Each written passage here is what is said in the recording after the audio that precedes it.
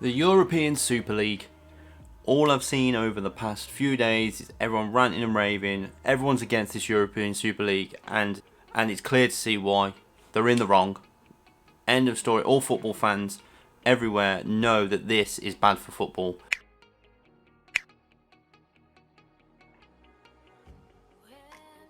You should not have a God-given right to enter any competition on a scheme or a structure where you have to earn anything. All this comes about from serious facts of people. The very first one is money and establishment. All these people, all these owners who have no interest other than self-gain from any competition or any parts of money. I've heard excuses that they've thrown around, which is it's to grow the club. Now, not to say that the coronavirus and stuff hasn't hit these clubs hard. It's hit everyone hard. However, these clubs are talking about establishing a league in which they earn $500 million from winning. Their main factor, again, money is money. Again, I will happily say that I go out to work, I do everything to give myself a better life and, earn money. But with what these are proposing, this is where the word greed comes into it. They already have enough money.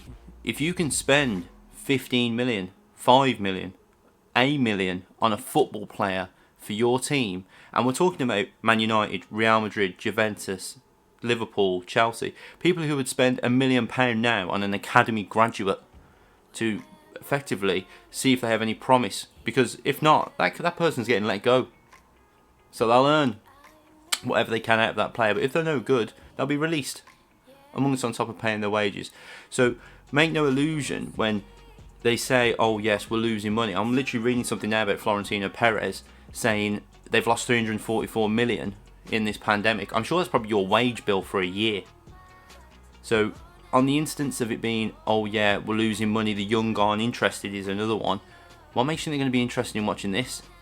The fans that you're removing from your competition is fans that are in the countries that are watching them. So for the English Premier League, those 6 clubs going to play Real Madrid and whoever else during the week, the owners of them clubs clearly do not give a fuck about their current fan base and filling their own stadium, because they see it as a global audience. So they believe that them playing Real Madrid, Juventus, AC Milan every week, that global audience is going to start tuning in more money. And Gary Neville rightly put it, it's through your phone app, so you can watch it £1 on your screen and stuff like that. They don't care about the audience that are in the seats, so they've been creating and moaning and saying we need the fans back, we need this back. They didn't give a fuck the whole time. They're just thinking about the revenue. They didn't give a fuck about you or me or whatever going to watch the game that we've loved since we were kids. And to turn around and say young people don't watch football is the biggest bullshit I've ever heard. They're still under 9s, under 6s, under whatever. It's probably the most pure bonding experience I ever had with my dad, was going to a football game with my brothers. So to hear them say, or whatever excuse outside of money, is a lie. But then, let's not get it wrong. I don't know if you'll remember, there was a position, I think it was a couple of months ago now, where the exact same Premier League Big Six proposed more control or a different structure to the Premier League. I think it was like knocking it down to like 18 teams and stuff like that. But the rest of the teams automatically knocked them back. So you can imagine that pissed them off. So they're going to go elsewhere, because as we've gone on over the years, Premier League has got more competitive. And for clubs or owners who are earning billions, every 5 years from sponsorships, etc., they're very, very worried about having that knockdown effect of losing that money. So with the Premier League being so competitive now, look at Arsenal, look at Tottenham, look at Man United. They've fell down that table with other teams season to season getting in there and knocking them out of their elite list.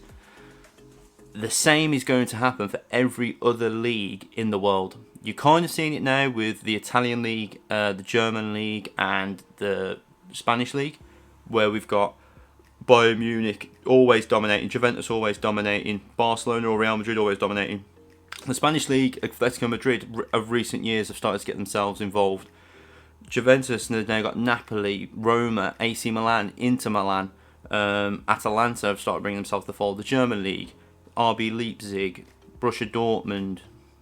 Who else is currently at the top? Berg and Eintracht Frankfurt are currently in the the top 5, but again, Bayern are still blowing that league away a little bit. But it gives you an idea of how far or how competitive these leagues are starting to become, and you can understand the worry from those top 6.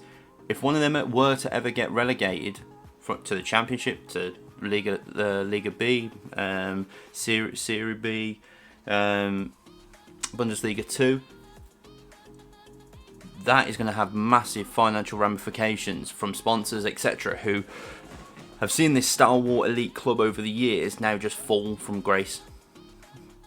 So their way of protecting themselves is establishing this European Super League. The European Super League, in which you can't be relegated, you're based on elite or merit and stuff like that, which the Premier League are on about eradicating you from history if you leave.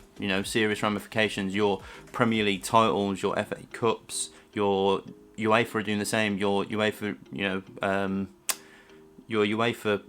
oh my God, your Champions League trophies, your Europa League trophies, your Carabao Cup trophies, they mean nothing. Absolutely nothing.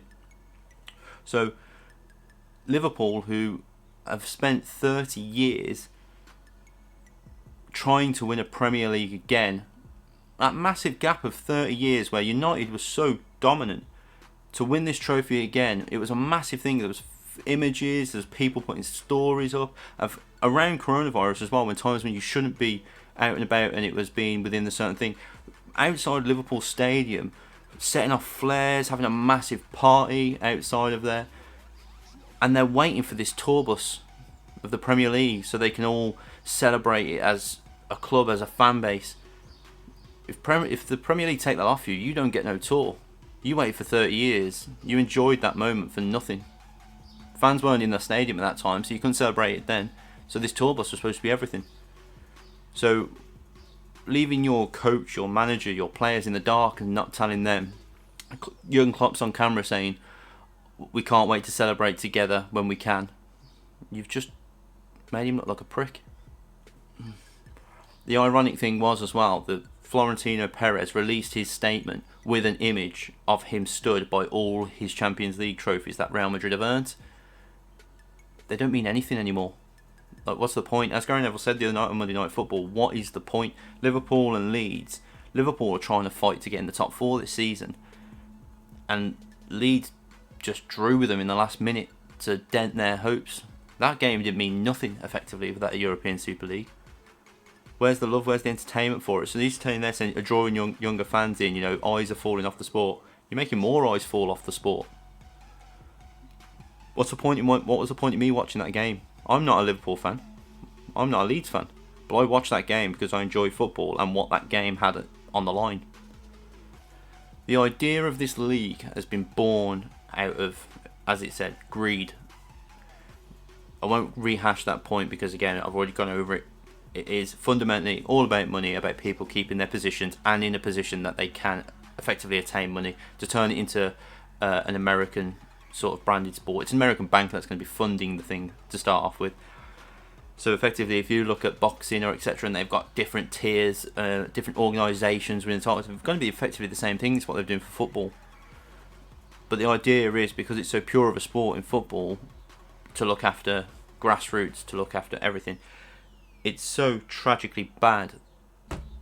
It's so tragically bad that amidst a whole take of trying to eliminate racism from football, not just from football, from everyday life, something so large, which shouldn't even be a massive issue, the European Super League has more people talking about it, I reckon, than what the racism did, what Black Lives Matter did, than what coronavirus. I've watched more news around the European Super League than I have around COVID, which shows at how much interest and love is within football. However, it shouldn't be the case. Why should I be more interested in that than a political issue or a human ethical issue? But yeah, I won't digress into that. This is going to be the highest and probably most precluded event for sports that's going. all the gain is to do here is they've announced that they've done this, and they said they will work with UEFA and stuff in the future. That's your key right there. They want more control, more power, more say in what it was. That's exactly what happened with the Premier League when the Big Six did it months ago. It was to try and struggle some more power away, which is exactly now with what they are trying to do. These 12 clubs, which are they trying to do for the your Champions League, to try and struggle some power away from UEFA to get their own way. So this is effectively probably a very huge case of bullying, all still revolving around money, because they believe that UEFA aren't distributing the money evenly throughout it. But it's their way of trying to struggle or wrestle some power away from UEFA to benefit themselves. Again, still keeping those same principles of they should have a God-given right of being in there because of their history. Again, based on that, things Everton and Villa should be in there as well, better than Chelsea. Everton Football Club and Aston Villa Football Club. So outside of your current recent history, Man City, if you're talking about prestige and history they've got there, they shouldn't be there. Chelsea, they shouldn't be there. Only based off trophies that they've earned and attained in the last few years that they've put themselves into that category. So again, in terms of history and richness of a football club, Aston Villa and Everton, again without me being biased, Aston Villa and Everton should have more of a stake in it than those two. Even Tottenham, because if you were using the argument of its history of trophies, or it's the most recent history of trophies, etc., Tottenham haven't won anything in years. Absolutely nothing. And you can't stand up and say to me, oh yes, we want this, and this. Well, alright, and go win a trophy first. We'll talk. We'll talk once you've gone and done this. When you establish yourself a bit more. Don't get me wrong, Man City are an incredibly elite club now, brand, but again, their own investors have put them in that position. But if you can't sell out your stadium on a Champions League night, or even a Premier League weekend that doesn't have any sort of, big standing against it, how are you a big club? You're a big club because you've got 25 billion behind you. Manchester United, we're sitting here talking about sacking the manager on a regular basis for Manchester United. Ole Gunnar Solskjaer's got him in second, but is that just purely because of how poor this season's been for the other teams? I mean, if he was sitting in fourth or fifth now with, the typical Pochettino, Tottenham, Jurgen Klopp, Liverpool, Arsenal, Arsene Wenger, Arsenal above him, be saying he'd be sacked. So how are United now a big team? They've got the fans. Like I said, arguably they're United and Liverpool are the biggest teams in England. There's no disputing that. However, if you're going off current merit, no matter what argument you possess, there's always something to argue back against it. And Gary Neville hit the nail on the head. You can't turn around and say any club is a big club when they're fighting for 10th place currently. So also on Monday Night Football, they showed a stat which showed who would be happy if their team and stuff was in the ESL, etc. And one of them was, if your team was in the ESL, would you be happy? And it was like 74% strongly disagreed and 14% didn't bother. The 14% is fans from around the world.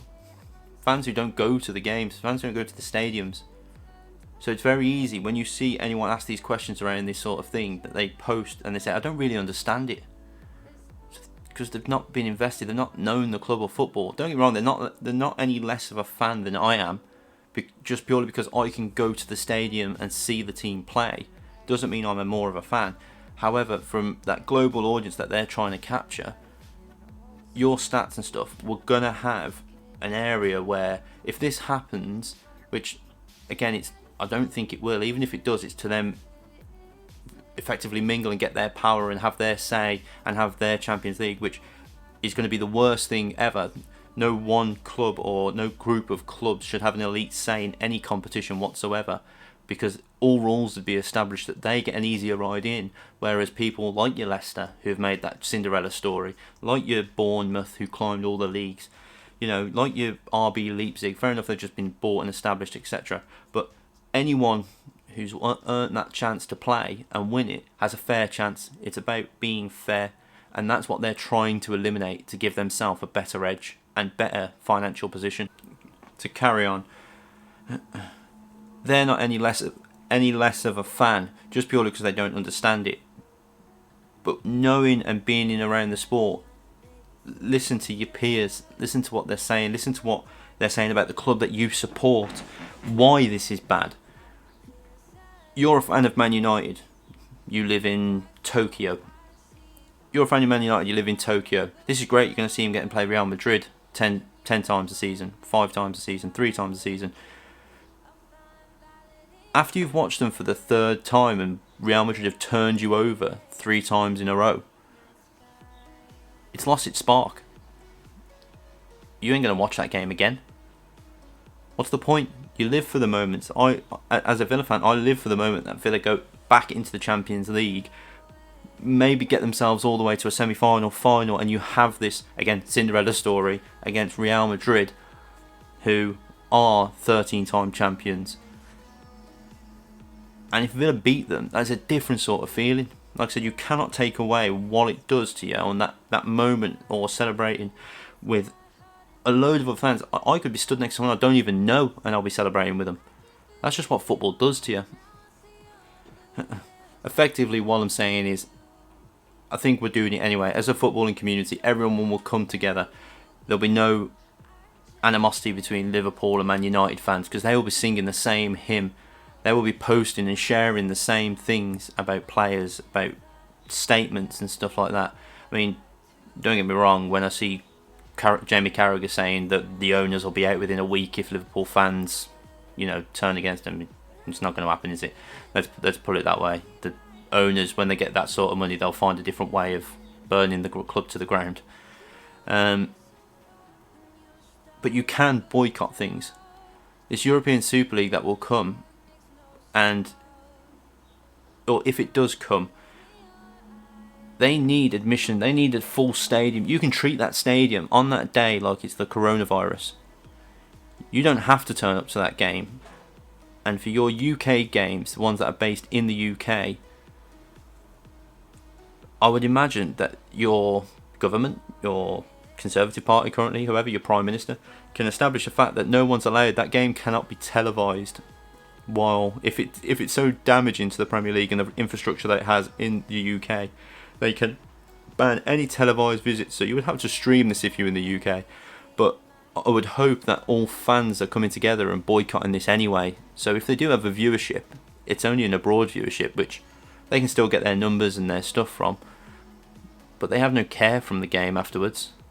There's no way of getting into the game. It'd just be boring. Players won't want to play for those clubs.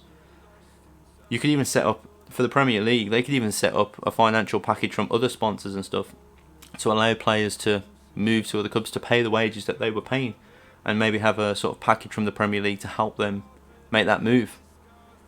Because I couldn't imagine telling Cristiano Ronaldo, you can't play for Portugal anymore. You don't have a chance to lift that World Cup. That's probably going to be the crowning achievement on your career. Telling your Raheem Sterling, telling your Harry Maguire, telling your Gini Wijnaldum, telling your Mane, your Salah, people who dream these things that when they were children, your dreams change. You'll start. I just want to play a game. I just want to get on the bench. I just want to be in the squad. I just want to score a goal. I want to score a goal against a rival. And Jack Grealish, his dreams change again. He's now like, I want to get to the Premier League. Then now my ambitions are increasing. My dreams are forever changing. I want to be in the England squad. I want to get my first cap for England. I want to get my first goal for England. I want to win my first trophy with England. I want to win my first Champions League. So these dreams have all been taken away from every single player. Bruno Fernandes tweeted it and says dreams can't be bought. So it's interesting to see if this happens. Where does his positions lie? Because his dreams, he's going to lose his dreams. And Florentino Perez has turned around and just gone, we'll just make our own World Cup. Yeah, that's fine. What are you going to call it? The Disney World Cup? The Disney Cup? The Amazon Cup? What are you going to call it? Because you cannot have the World Cup FIFA have trademarked it, the FIFA World Cup. So you can have your Florentino Perez World Cup. Anyway, you get the point. In any realm of the stretch, don't let them. Well, I don't think anyone's been fooled anyway. But it's greed. Greed in the fact that they have scary money as it is anyway. Like I said, the fact you can spend 80 million on Paul Pogba, the fact you can spend 100 million on Eden Hazard, 100 million. Hey, I could rebuild my entire estate where I live for 100 million 5 times over. And they're playing on a player. So when they say it's struggle, it's about financials, it's about growth and that, there's a level where you don't need to go any further. You will get to a point where if you had all 7 billion people in the world watching football, they're not all going to support Man United. They're not all going to support Liverpool. So you're only going to reach a certain ceiling. And now you're pushing past it because you're trying to quadruple your revenue by greed. Like I said, how is your current salary or your current thing that all your players are on, all your club is doing, all your salary is paid, all your shareholders who probably currently live in all mansions and everything like that, when is it enough? When are you self-satisfied enough to know you can stop? Because as soon as you do this and you get your money and your whatever and achievements from this, what do you do then? You're doing exactly what I'm doing. You're sitting down, just looking into the sun. What can I do? What else can I spend my money on? I've got a diamond encrusted cup for no reason. I eat with obsidian forks. Why? Because I can. But you probably already do that. And then the next one is bullying, resting backs on power, so that they can always put themselves in a position to turn around and they decide what happens, who happens, what happens with their club, because there's that fear that they lose and they get themselves into a tough time, like a position where other clubs have been in. But we've all been through it. It's part of football, but it's beautiful. I thought I'd make this video just to say ideas around points of views that I've seen, the arguments that they try and put forward, the very small comments that they've put forward at the moment. It's great to see players and everyone standing against them. Again, it's horrible the position that the players of these clubs and the managers and stuff that they've been put in. But hopefully we start seeing some action.